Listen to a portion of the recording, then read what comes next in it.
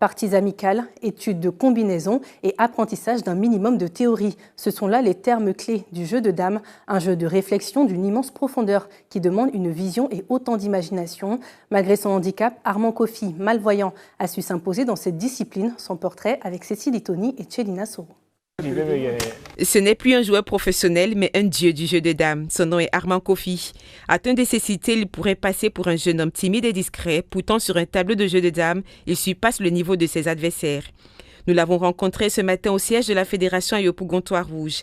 Dans ce duel avec Constant Tro, un joueur du niveau national, Armand enchaîne les victoires. Salut. Il a dit les gars, maintenant il m'amuse. Plus intuitif et plus rapide, Armand a perdu la vue à l'âge de 5 ans suite à une opération des yeux.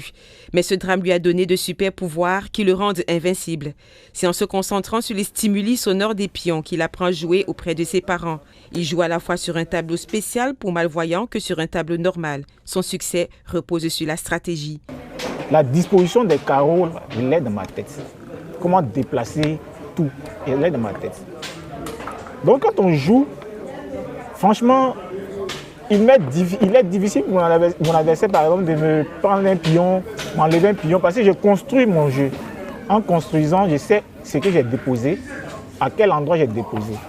Il exerce son talent au niveau national, mais rêve de représenter son pays, la Côte d'Ivoire, au championnat du monde de jeux de dames pour malvoyants en novembre prochain en Turquie.